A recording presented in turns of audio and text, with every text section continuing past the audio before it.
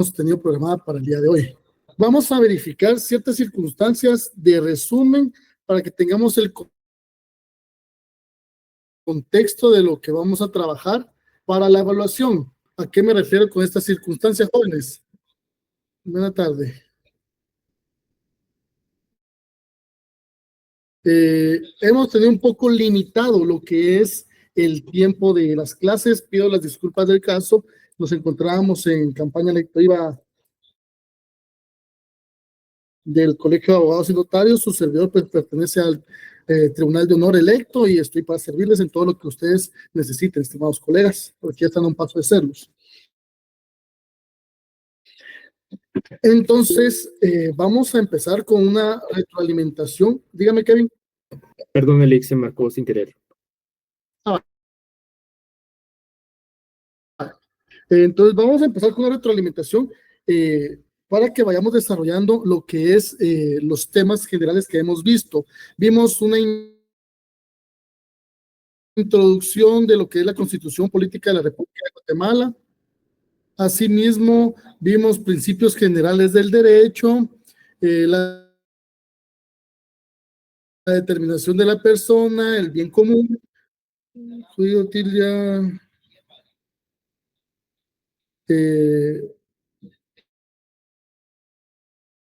Anthony, todavía tenemos cupo para más personas. Estamos aceptando personas todavía.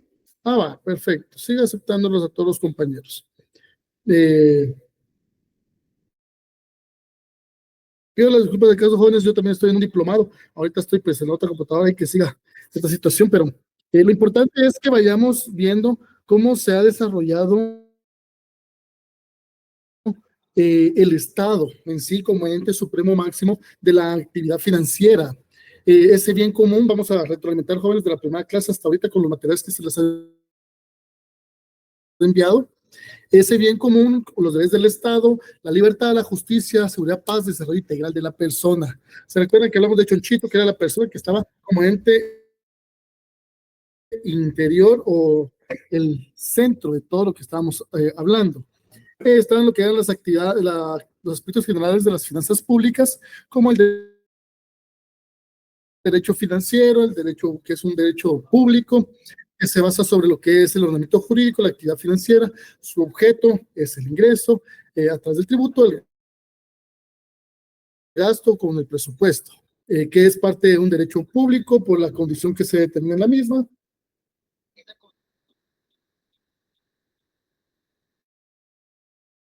Obviamente es una circunstancia de la administración pública entre sí.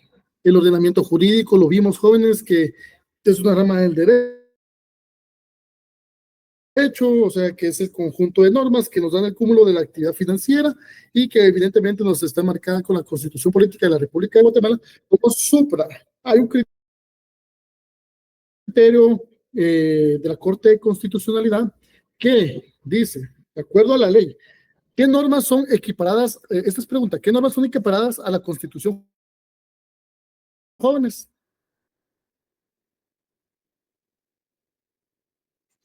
Los convenios internacionales. Artículo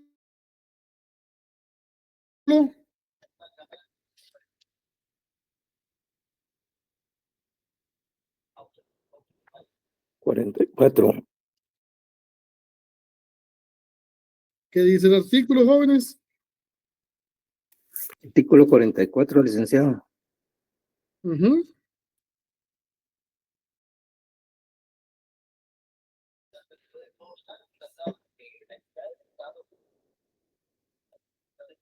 Artículo 44. Derechos inherentes a la persona humana. Los derechos y garantías que otorga la Constitución no excluyen otros que, aunque no figuren expresamente en ella, son inherentes a la persona humana. El interés social prevalece sobre el interés particular. Cuando hablamos de lo que estamos hablando de la pirámide de Kelsen y todo eso, es porque nos han enseñado esa pirámide kelseniana, constitucional, ordinaria, sí. Pero el 46 dice preeminencia del derecho internacional. Se establece el principio general de que en materia de derechos humanos los tratados y convenios aceptados y ratificados por tienen preeminencia. sobre el derecho interno. Ahora bien, ¿la Constitución es derecho interno o derecho internacional? Derecho interno. Vale, ahora, ¿qué piensa la CC de esto? El problema es de que la Constitución, como ordenamiento jurídico macro superior de todas las leyes, no puede haber nada sobre ella. Hacen la conceptualización de que la Constitución no es derecho interno, sino que dicen, la CC establece de que la Constitución es un derecho internacional y que por ende los derechos en tratados humanos no son superiores a la Constitución, sino que está entre ese espacio abajito o a la par, hace esa preeminencia. ¿Por qué hago ver esta circunstancia, jóvenes? Porque si ustedes se dieron cuenta, imagino que lo leyeron. Cuando hablamos de los conceptos generales del derecho financiero, era sobre un derecho mexicano. Sí lo percibieron, ¿verdad? Sí lo leyeron. Sí. Jóvenes.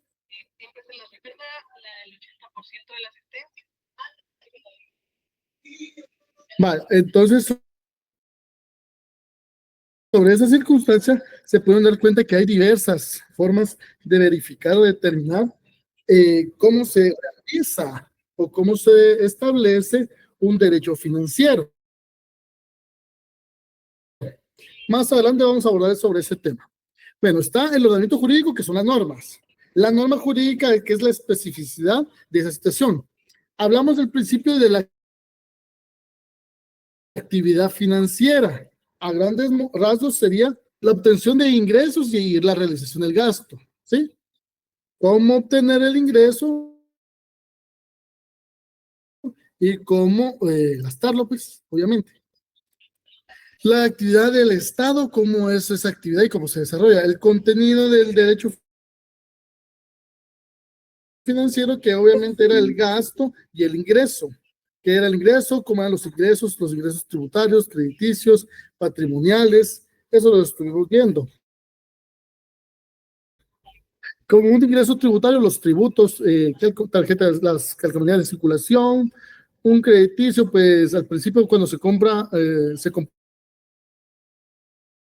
un ingreso y luego se supone que el gasto se va a convertir en la deuda. Los patrimoniales, pues las multas, sanciones pecuniarias, eso es lo que establecemos como gastos, o como ingresos, perdón. Los gastos, la forma de cómo se va a desarrollar esa situación, que es la asignación, o sea, el sinónimo de la programación, cómo se da dar esa asignación del presupuesto, para qué se va a asignar el desembolso, que es la fase ejecutiva, o cómo se gasta esa situación, y el control, que es la fase que lleva el control de esos fondos públicos. Ahora bien, fuentes del derecho financiero. En las fuentes del derecho financiero tenemos que ser muy específicos de que se acoge a mucho lo que es la normativa jurídica. Obviamente tenemos que verificar que estas fuentes del derecho o las fuentes de derecho nos van a dar una noción de cómo inició, cómo se da esa gestión, cómo se emplean los medios económicos necesarios para entender ese funcionamiento de las entidades públicas y para con ello pues tener ese conjunto de normas que tal vez no en su totalidad nos van a dar ese imperio de la ley para poder establecerlo, pero ha intentado regular el derecho financiero como esa forma de cimentación de las bases de los pilares fundamentales del mismo. ¿Cuáles son los pilares, ¿Cuáles son los pilares fundamentales del derecho financiero? Los ingresos y el gasto público, básico. ¿Por qué hablo de esta manera? Porque si no tenemos dinero, ¿qué vamos a gastar? Entonces, ¿cómo vamos a desarrollar el bien común? No lo podemos desarrollar. El derecho financiero también se apoya y es obviamente imprescindible en un derecho tributario o fiscal. ¿Por qué? Porque este derecho tributario o fiscal nos establece la forma en cómo vamos a adquirir ese presupuesto. No podemos adquirirlo de una forma nada más que antojadiza, sino que simplemente tenemos que tener mecanismos idóneos para poder adquirir ese ingreso público. Para eso el derecho fiscal o derecho tributario pues se encarga de emanar, estudiar, analizar, aplicar normas tributarias con la finalidad de que el Estado no requiera una política de recaudación fiscal. Ahora bien, por ejemplo, en una pregunta intrínseca de todos ustedes, les aseguro que de los 167 que están ahorita en la sesión, tal vez y por obligación laboral, unos 20 tendrán su boleto de ornato. Y estoy hablando exagerado.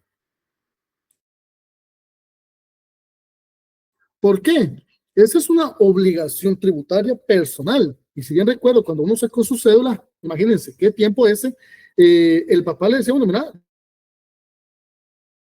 ya pasas tu boleto de ornato. Empezaba el año y hay que ir a pagar el boleto de ornato. Era una carga tributaria fiscal que se definía, pero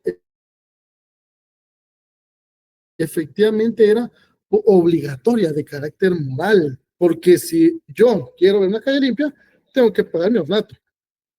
Les aseguro que en las colonias privadas no les están preguntando si sí están o no están limpias las calles. Las calles las mantienen limpias y a ustedes les cobran la cuota de mantenimiento y se acabó.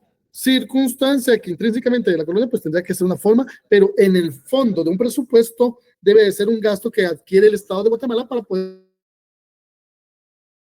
cubrir esa circunstancia. Sin embargo, pues son modificaciones que se dan tanto municipales como reglamentarias. Ahora bien, tenemos un derecho financiero, después del derecho tributario, y también nos vamos a asociar con un derecho presupuestario. ¿Por qué? El derecho financiero ya vimos que es la adquisición de ingresos y egresos de los bienes para el Estado. El tributario es los mecanismos que vamos a obtener para poder determinar ese ingreso, cómo vamos a obtener dinero. Y el derecho presupuestario es la forma adecuada en cómo vamos a hacer el gasto del dinero. Porque no lo podemos gastar de manera desmesurada. Entonces, para eso tenemos que establecer como doctrina básica las fuentes del derecho financiero. Puede decirse que el derecho financiero, pues, las normas son las bases generales. ¿Cómo el Estado pretende adquirir un ingreso? ¿A través de qué forma el Estado va a adquirir ese ingreso? Si a todos ustedes les pregunta el Estado, miren, colegas, amigos, fíjense que vamos a necesitar 10,000 quetzales a su voluntad, van a pagar 100 quetzales cada uno. Ninguno lo paga, porque esa es su voluntad. Pero si ustedes como estudiantes de la San Carlos, la ley dice que el día de hoy tienen que pagar 100 quetzales obligatoriamente por términos de contribución financiera, lo pagan, porque la ley los obliga. Es a través de ese poder coercitivo que la ley establece. Ahora bien, cuando hablamos de ley, nos vamos primero y lo que estábamos hablando de la Constitución Política de la República de Guatemala. ¿Por qué? Porque la Constitución debe establecer cuál es el mecanismo o la autorización máxima para poder recaudar ese dinero. ¿Cómo lo vamos a desarrollar? ¿De qué manera lo vamos a desarrollar? La ley en sentido formal es la voluntad del Estado y esa voluntad nosotros mismos se la dimos a ellos. Por ejemplo, nosotros elegimos presidente, elegimos diputados. Entonces, por ende, esa voluntad general se desarrolla en la forma en que se acaecen estas personas, quienes van a formar la normativa jurídica vigente y que va a ser aplicable a todos en general. Los decretos, los reglamentos, ahora bien, los tratados internacionales que ratifique Guatemala, pues obviamente esos tratados son los que van a establecer la forma o el mecanismo idóneo. Eso es lo que se busca en realidad. ¿Cómo hacer que los estados desarrollen una política de gobierno que nos establezca la forma adecuada de adquirir esos ingresos? Ahora, si hablamos de un tratado internacional es como una fuerza coercitiva que está aparejada con la Constitución y que van a ir de la mano. ¿Cuál es el precepto? De que el tratado internacional nunca puede reñir con la norma jurídica del país y mucho menos con la máxima que sería la Constitución. Entonces, ahí donde se hace la amalgama de poder realizar esa apreciación de cada uno. ¿Qué son las finanzas públicas? Cuando hablamos de finanzas públicas o finanzas, por así decirlo, jóvenes, recuérdense, por ejemplo, en su casa, llega el señor a su casa, es 30 o 31 del mes, ya le depositaron, la señora lo tiene con una cena muy rica en la mesa y le dice, mi amor, ya está, vas a estar, ya te depositaron, aquí está el dinero, ¿sí? Ahí está todo el capital que se obtuvo durante el mes. Las finanzas entonces sería como el área de referencia de la economía. ¿Cómo se obtuvo ese dinero a través del trabajo del señor? ¿Cómo se gasta a través del mandato de la señora? Es cuando la señora le da el pasaje para el señor, las refacciones y le dosifica el dinero. Entonces, las finanzas públicas se refieren a la forma en que el Estado y sus instituciones obtienen recursos económicos y los gastan, pero con un fin esencial o primordial, que sería la realización del bien común. ¿Vamos comprendiendo, jóvenes? Sí, licenciado. Muy Gracias. bien. Sí, licenciado. Ahora, en el ámbito personal, el tema inicial que se da, lo que es las finanzas públicas, pues es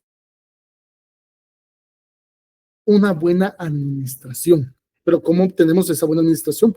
Bajo ciertos lineamientos. Primero, hay que obtener el ingreso. Segundo,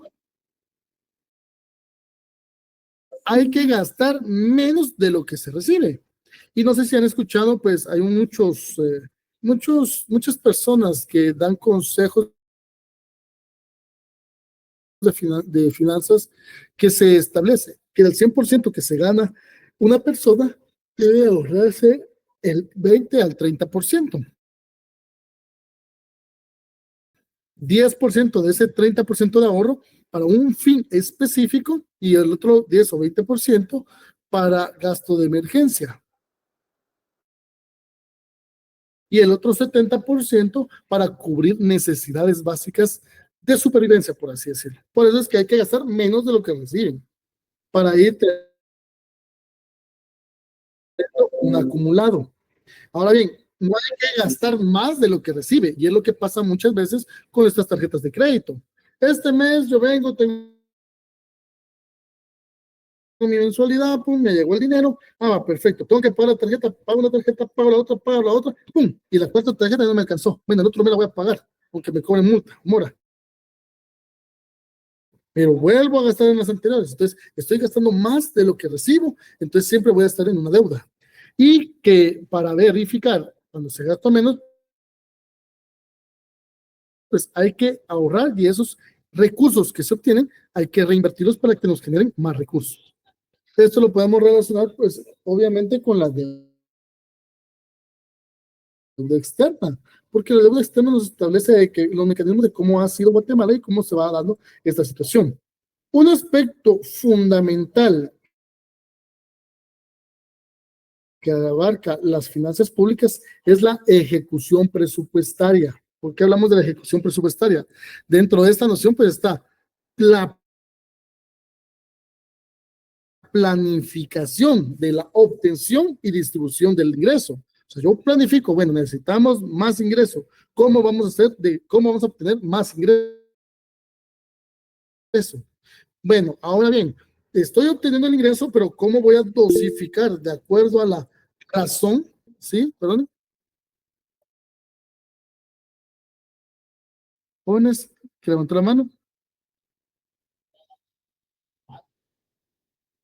Jóvenes, ¿alguna duda? No. Yo creo que no hay ninguna mano levantada, Sigamos. licenciado. Entonces, la distribución, la forma lógica y racional de poder distribuir ese ingreso, ese presupuesto esto, cómo dosificarlo para que nos alcance y cubrir todas las necesidades de una población. ¿Cómo vamos a obtener ese recurso público y la actividad de recaudar a través del tributo, los ingresos, la deuda externa, la deuda pública, donaciones, aranceles, todo lo que podamos obtener para que lo podamos manejar? El manejo o la administración del bien del Estado, que ese, por ejemplo, en el hecho guatemalteco, lo referente al SAT. Bueno, venimos nosotros y tenemos el Estado. Van a hacer un traspaso, hay que pagarle tributo a la SAT. Van a abrir una empresa, hay que pagar cierto tributo de llave, por ejemplo, y así. Entonces, todo esto, el manejo de la administración del Estado lo tiene la SAT de la mano con la Contraloría General de Cuentas y Ministerio de Finanzas Públicas. Esta amalgama de los tres órganos nos establece la forma en que se desarrolle ese gasto o esa ejecución presupuestaria del Estado de Guatemala. Vamos a hablar de manera somera de tres aspectos de las finanzas públicas en la evolución histórica. En una época antigua, pues obviamente se daba el esclavismo y cómo era que un Estado iba a ir manejando esta situación. Entonces era sencillo, un Estado fuerte, un Estado débil, el Estado fuerte sometía al débil y entonces obtenía sus esclavos y sus recursos materiales como un botín, y simplemente el pueblo vencedor venía y decía, bueno, vencí, obtengo, manejo, administro, y que siga ese pueblo, pero ya es parte mía. ¿Bajo qué tutela? Bajo la sumisión de lo que es la fuerza bruta, por así decirlo, a través de la fuerza, de la coerción, pero sobre lo que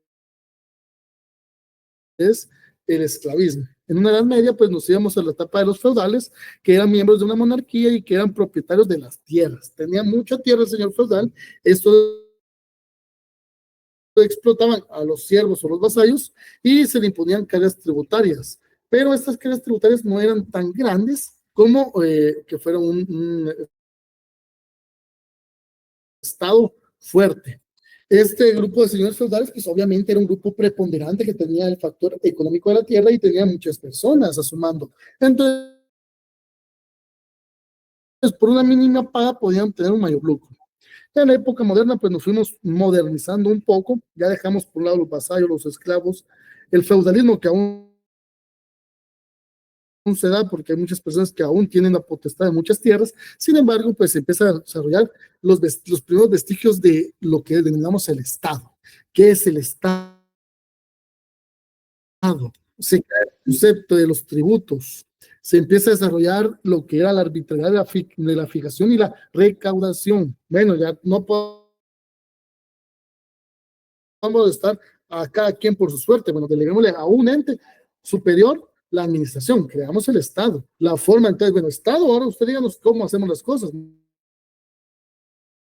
Bueno, recaudemos tributos y con eso démosle a la generalidad, y de ahí nace esa situación.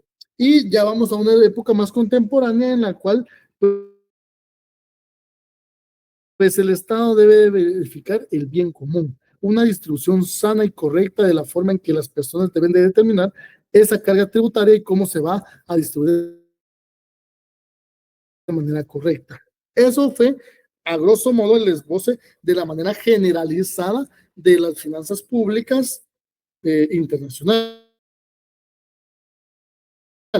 Ahora, cuando vamos a Guatemala, este manejo sistemático de las finanzas públicas, pues estamos entrando en la época colonial. Este periodo es en 1550 por ahí, y se proclama la independencia. Entonces, durante este periodo la corona española nos tenía consolidada su ocupación y dominio en el Nuevo Mundo. Ya vimos todos y recordamos el derecho agrario, los ejidos y todo eso, y que la corona nos vino a determinar esa situación, la doctrina católica, la explotación de la población, la riqueza natural del mundo y todo su territorio. Entonces, aquí se llamaba una diputación provincial, que era la carga de la recaudación y administración de los erarios nacionales. ¿Qué es un erario nacional? Es el patrimonio, ingreso, rentas de que dispone el Estado u otras administraciones públicas o de un sujeto privado. Posterior a eso se da la creación de la Dirección General de Hacienda, cambia la Secretaría de Hacienda y Crédito, el Ministerio de Finanzas Públicas, que se creó en 1971, y que se le asignó las funciones de recaudación de tributos, manejo de aduanas y los bienes del Estado de la contabilidad y su gasto. Y en 1998 se separó el Ministerio de Finanzas Públicas de recaudación tributaria, buscando ser descentralizada, y en este salto de las finanzas nace la SAT. ¿Vamos bien, jóvenes? Sí, gracias. Licenciado, solo una pregunta. ¿Cómo es que dijo de erario nacional? Los erarios Erarios. nacionales. Gracias. Nacionales. Ahora bien, ¿qué ciencias estudian las finanzas públicas? ¿Qué ciencia estudia el manejo del recurso público? Porque recordemos que el recurso público es el recurso que se obtiene o el dinero que se obtiene para el bien común de la sociedad. Hay varias ciencias. Primero podemos ver, obviamente por inferencia lógica, la economía. La economía maneja precisamente el manejo y administración de recursos, de la creación de la riqueza, de la producción, de la distribución, del consumismo, de los bienes y servicios. ¿Cómo es que desarrolla esa circunstancia? Ese mecanismo lógico, analógico, presupuestario, de cómo se da todo ese estudio de la administración. Pero la economía debe estar regulada por ciertas normas. No podemos solo decir, voy a poner un tributo porque yo quiero. No, la norma debe decir por qué es la necesidad de ese tributo. De ahí está el derecho financiero. La sociología, pues obviamente, el recaudo que se hace es a nivel nacional, a nivel del país, y establece que es para el bien común de una sociedad, porque al final para eso tenemos que establecer, para eso se quiere el bien, el aspecto económico. La ciencia política, obviamente hay diversos grupos de poder que quieren hacer el manejo de esa situación, manejar ese aspecto económico. ¿Ya, jóvenes? ¿Sí vamos bien? Sí, licenciado, gracias. Vale, entonces, vamos a irnos al primer folleto que se leyó, que eran los conceptos generales del derecho financiero. Ahí nos dice que los primeros esbozos de un derecho financiero se dieron para una definición y sistematización por el austríaco Franz von Marwijk-Reinlich en 1906 en una obra que describe como Grundrisse des Finanz. Aquí se busca en este folleto, jóvenes, la forma de mecanizar esos conceptos intelectuales del desarrollo cognitivo del derecho financiero. Mayrach dice que el derecho financiero lo restringe únicamente y exclusivamente a la legislación, la norma, la ley constitucional y la ley ordinaria, y ese conjunto de normas que va a ser la aplicabilidad de la forma del derecho de las finanzas o la colectividad pública. Ahora, para Mayrach también refiere dos aspectos. Esa elaboración, en lo constitucional, la elaboración de leyes fiscales y presupuestarias, y el derecho financiero secundario, pues una organización ya dividida, cómo se va a establecer esa forma de división, leyes tributarias, a quién se le impone, cómo se le impone, y ahí donde entra, pues, ese esbozo en Guatemala, si recordamos, donde se da, por ejemplo, la SAN, Ministerio de Finanzas Públicas, aduanas, a quién se le va a dar un tributo, a quién no, y esa situación. ¿Quiénes van a ser los sujetos a quienes se les va a imponer la carga tributaria? Esto, si bien es cierto, en el derecho mexicano tenemos como un derecho financiero, los primeros años está una tendencia alemana, italiana y española.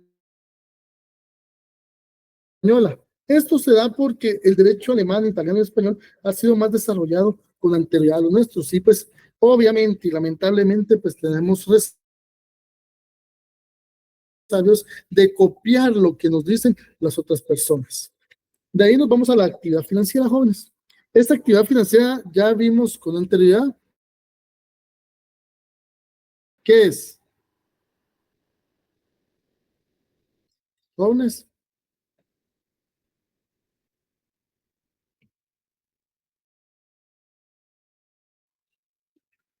Jóvenes.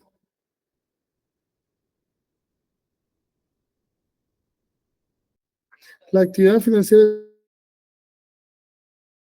es como obtener el dinero y cómo gastar. ¿Sí leyeron el folleto entonces?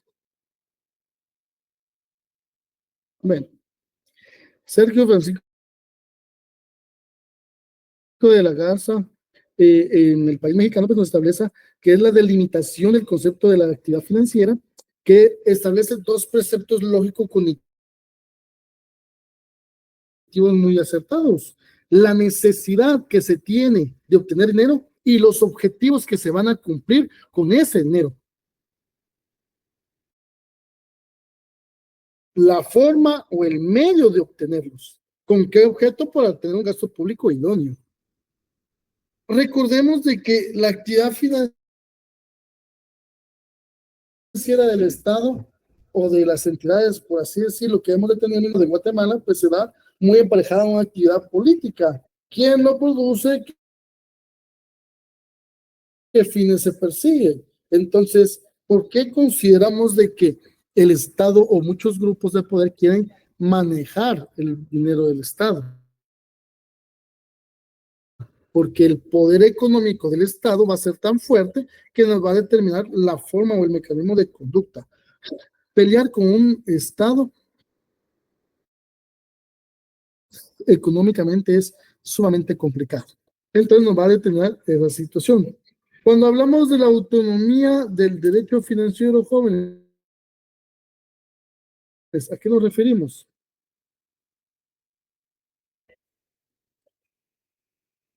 Jóvenes. Que tiene sus propios principios y leyes. La autonomía del derecho financiero. Ajá.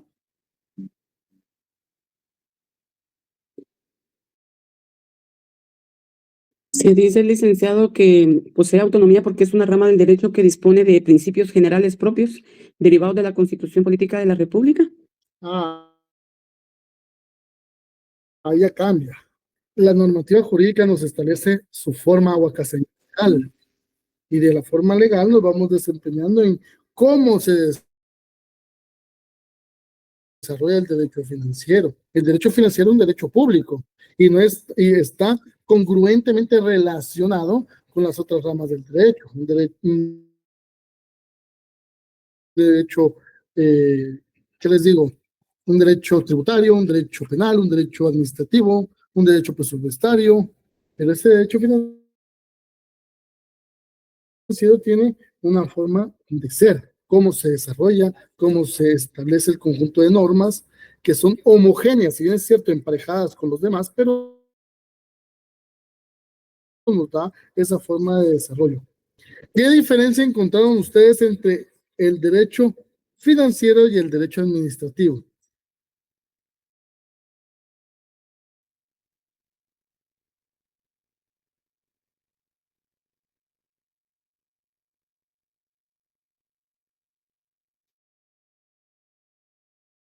Jóvenes. Uno tiene que ver con las personas, con los empleados, y el otro tiene que ver con el dinero. En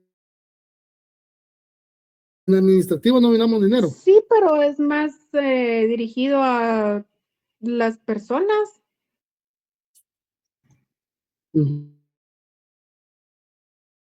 ¿Alguien más, jóvenes?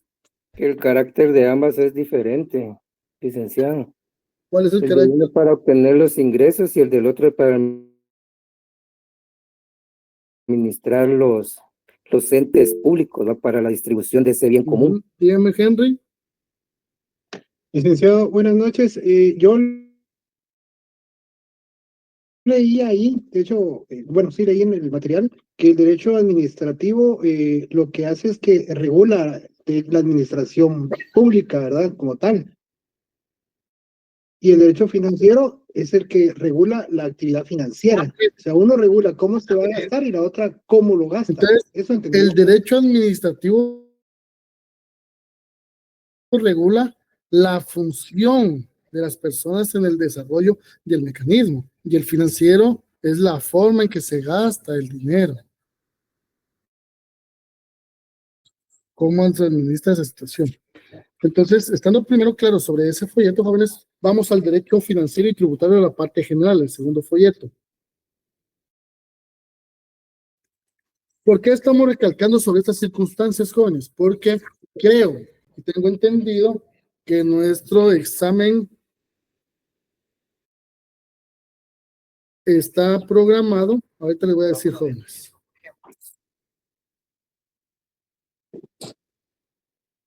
para el 27 de febrero, 6 de la tarde, ¿verdad? Entonces sí tenemos un poquito de problema en que tenemos que ver qué material vamos a desarrollar en el examen. Entonces voy a intentar darles un pequeño resumen de lo otro y estos dos folletos que tenemos eslobados. Y vamos a desarrollar de eso el primer parcial. ¿Estamos, jóvenes? Enterado, Porque licenciado. la otra semana ya empiezan parciales y ya no nos da tiempo. Buenas tardes, licenciado. Entonces, el examen, el contenido del examen va a ser de los dos folletos, en clase. según entendí. Ok, gracias. Vale. Entonces, tenemos que verificar ese aspecto porque sí sé que en parte de las condiciones que Guatemala ha estado atravesando de los mecanismos que tenemos de elecciones, pero si vamos a ver en los conceptos y contendiendo el derecho financiero y el derecho tributario en el folleto, pues, ¿qué nos habla este folleto de la actividad financiera, jóvenes? Para ver primeramente es que el derecho financiero es un sector del ordenamiento jurídico que regula la actividad financiera del Estado y demás entes públicos. Se determina que el Estado es un grupo social que tiene objetos y fines a cumplir para poder alcanzarlos, ha de realizar unos gastos y que se exigen los fines de cumplir y la forma de obtener estos ingresos. Su naturaleza nos habla que es una entidad pública como las privadas, tanto las entidades públicas como las privadas, y así como las personas físicas. Pero, ¿qué nos habla en sí este folleto, jóvenes? Jóvenes, hablemoslo. Asumo que a todos hicieron sus... El segundo folleto. Estamos hablando de ese, ¿no? El poder financiero y el derecho financiero. Poder financiero y derecho financiero. Yo voy a ser muy honesto con ustedes, jóvenes. ¿Sí leyeron el folleto? Sí, un poco corrido, pero sí se leyó. Vaya. En la hoja, esta es la hoja de trabajo 2, ¿sí? Sí, la número 2, Vaya. ¿Cuáles eran las instrucciones?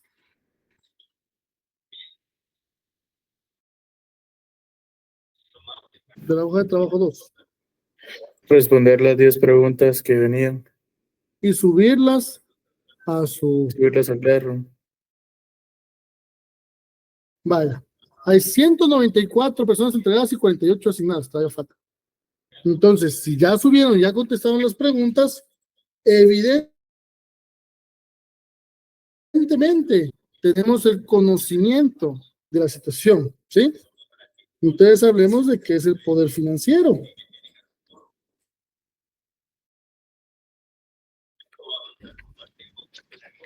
Jóvenes. Licenciado, es el poder financiero, no es la autoridad suprema. sobre el poder público. Ujú, ¿qué más? El poder financiero es inherente al Estado y en base al mismo se desarrollan las finanzas públicas, por lo que las mismas se encuentran concentradas en el mismo Estado y otros órganos de poder público, que por mandato legal tienen potestad para ejercer el mismo como el poder local ejecutado por las municipalidades. Pregunto, ¿personas particulares pueden tener poder financiero? Licenciado, buenas noches. Buenas noches. Con respecto a su pregunta, como prácticamente en base a lo que yo logré extraer de esa parte, es que es la facultad de organizar prácticamente el sistema en cuanto a ingresos y a gastos. Entonces, si estamos hablando de que las personas particulares pueden tener poder financiero, yo llegaría a la conclusión que sí, porque todos manejamos un sistema propio de cuánto nos ingresa y de cuánto pues vamos a gastar, ¿verdad? Va, miren, jóvenes, por eso es que es bueno discutir estas circunstancias, porque el poder financiero que habla el folleto es el poder financiero que tiene el Estado como tal. Ahora, los particulares obviamente pueden tener poder financiero, que pueda tener injerencia en el poder estatal también. Hablemos de una persona X que vende pollo muy sabroso y que todos comen. Esta persona tiene poder adquisitivo, poder financiero e influye en la actividad política, económica de Guatemala. O, por ejemplo, los propietarios de la cervecería también influyen en esa situación. Entonces, el poder financiero que habla el folleto es de la forma de adquirir ese dinero y cómo desarrollarlo de la mejor manera. Ahí está más explicado. ¿Cómo se divide el derecho financiero, jóvenes? Díganme. Licenciado, disculpe, buenas noches. Y yo había entendido el concepto de poder financiero como exclusivo de las entidades públicas, que es decir, de que una persona particular no tiene poder financiero, porque es la forma como ellos pueden administrar los ingresos y los egresos del poder público. Sí, ahora les pregunto a ustedes, el dinero que ingresa al Estado, netamente, el mismo Estado tiene la forma de poder gastarlo o poder dirimir o poder ejecutarlo a Yo libertad, pienso que sí, en los presupuestos. a libertad. Yo No, pienso que sí, licenciado, son porque por eso está presupuestos. el derecho presupuestario, él es el que lo limita. Miren, pues, jóvenes, utópicamente vamos a hablar de que el derecho financiero es obtener dinero, cómo gastarlo, con el derecho presupuestario, pero lógicamente y prácticamente la forma de obtener o tener ese dinero es, o cómo gastarlo es muy recurrente. Y si se dan cuenta, las injerencias del poder adquisitivo que tienen muchas personas particulares nos invaden dentro del Estado de Guatemala. Y cómo desgarrar esa forma arraizada de que el Estado de Guatemala tenga una autonomía presupuestaria de gasto libre. ¿Por qué? Obviamente, cuando los mecanismos de poder son impuestos o puestos por la población para dirigir el Estado, se adquieren muchos compromisos financieros que tiene la persona como ente individual en dirección del Estado. Hablemos un presidente que es electo y está dirimido a forma de gastar ese presupuesto. Ejemplo, la pandemia. el presupuesto que se tenía para el desarrollo del bien común se dirimió en el Ministerio de Salud Pública y Asistencia Social. Ahora bien, ¿el Estado actuó de manera libre e independiente para la ejecución de sus presupuestos? ¿O se vio coaccionado por presupuestos particulares o poder adquisitivo o poder financiero particular? Obviamente el poder financiero particular tenía injerencia directa en la forma de gastar ese presupuesto. Por ejemplo, necesitaban 1,000 respiradores y eso fue un tema mundial. Entonces Guatemala no tenía la capacidad. Entonces el poder adquisitivo financiero particular ingresó 1,000 respiradores y se les dio una prestación de servicios para que el poder adquisitivo, la finanza del Estado, adquiriera unos servicios. Entonces sí podemos decir que el poder financiero particular puede influir en las finanzas públicas de un Estado, porque evidentemente al no tener la capacidad de solución, se recurre a la empresa privada. ¿Estamos, jóvenes? Sí, licenciado. Sí, licenciado. Ahora, ¿cuál era la otra pregunta? Permítanme.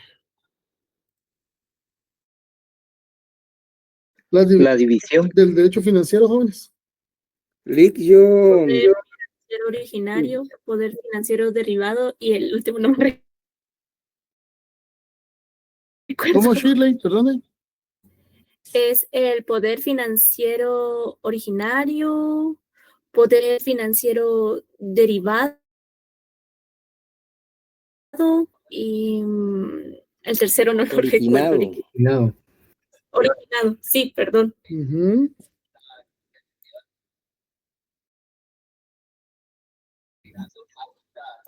Vale. ¿Cuál es la siguiente, jóvenes? Teníamos división. Hablemos del derecho monetario, jóvenes.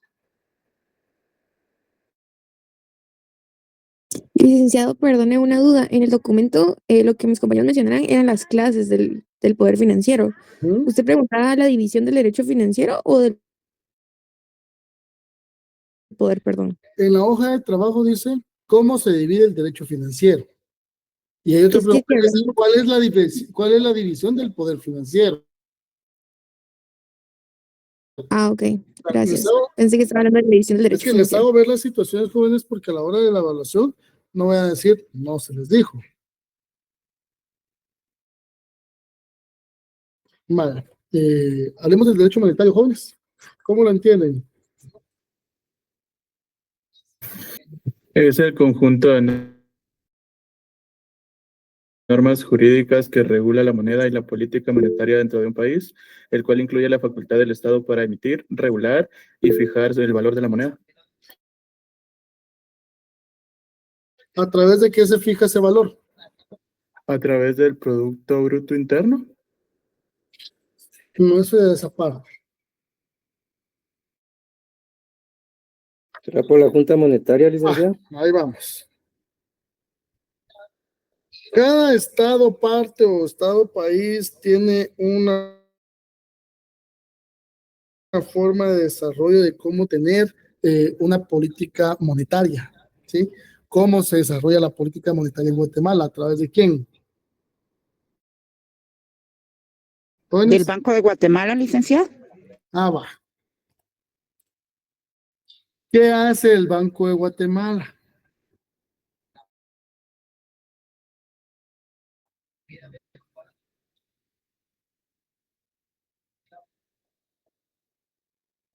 Es el que tiene la facultad de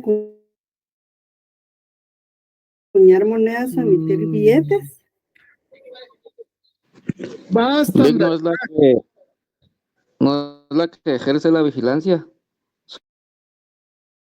sobre lo relativo a la circulación del dinero. El Banco de Guatemala tiene que hacer una política monetaria. Y la política monetaria establece que se gestiona esas fluctuaciones económicas y los alcances de estabilidad de precios. O sea, cómo vamos a establecer que la moneda no suba o baja de manera desconsiderada o abrupta? ¿Cómo recuperamos esa actividad económica? Por ejemplo, tuvimos el COVID, si se dieron cuenta, Guatemala era muy transitado, tenía mucha afluencia de turismo, ¡pum!, se cierra, se reduce la fluctuación económica de dinero. Entonces, la política monetaria va a establecer es cómo recuperamos esa actividad económica para poder tener el ingreso que se recibía.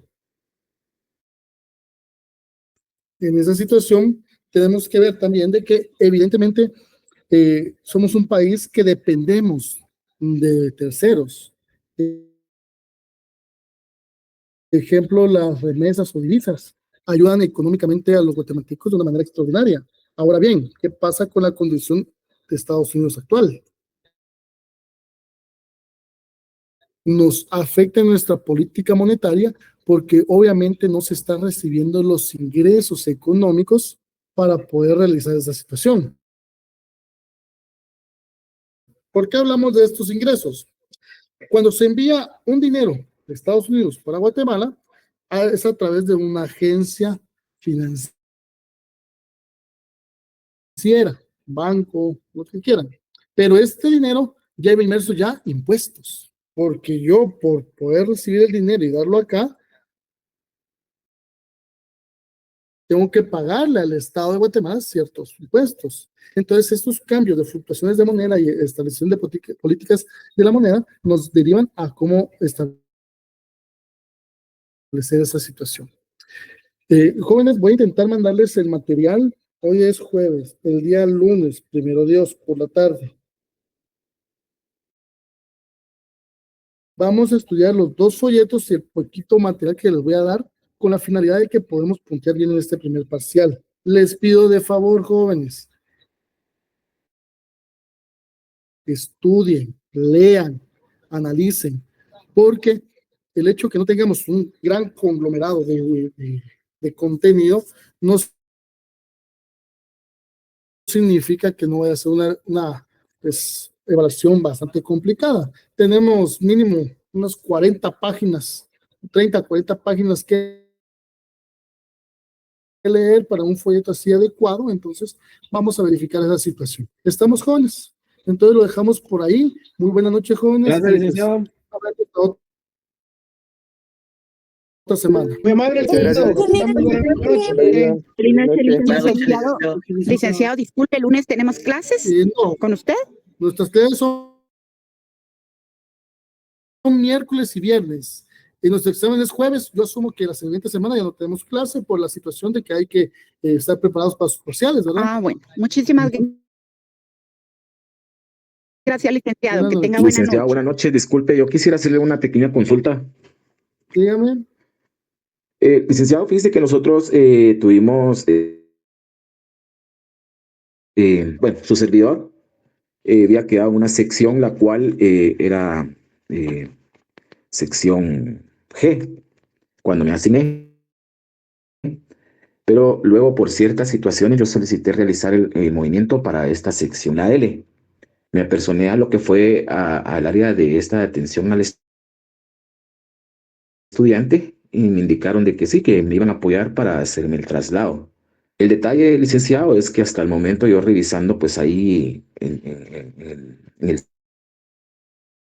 sitio donde se ve la asignación de uno, no se ha actualizado que yo aparezca en la sección L, sino todavía aparezco como en la sección G. Pero yo le quería hacer esa consulta a usted porque ya que ellos me habían hecho, me habían mencionado eso de que podía ya empezar a recibir mis clases desde el primer día en la sección G. Entonces yo de esa manera, pues de hecho no me he perdido ninguna de sus clases, ni virtual ni presencial, pero tengo esa inquietud Asista ya que aún aparezco. al control académico y atención al estudiante para que le resuelvan eso ya y que aparezca en el listado. Yo lo puedo evaluar, les soy honesto, le puedo evaluar, pero si no aparece en el listado no va a tener nota. Sí. Claro, esa era precisamente lo que quería arreglar eso tener esa consulta con usted, Milik. Mañana. ¿Por qué? Porque la otra semana ya tenemos exámenes y si no aparecen los listados actualizados, va a tener complicación con Sí, todos pues. los licenciados. Muy bien, Somos licenciado. 200 algo, entonces después es complicado estar modificando notas o subiendo Ok. notas.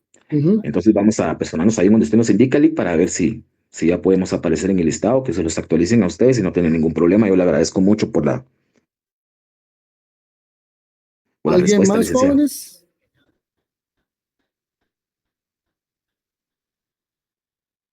¿Alguna duda más, jóvenes? Buenas noches. Licenciado, jóvenes, feliz noche. entonces. Feliz noche, licenciado. Cuando quieres mover la cadera en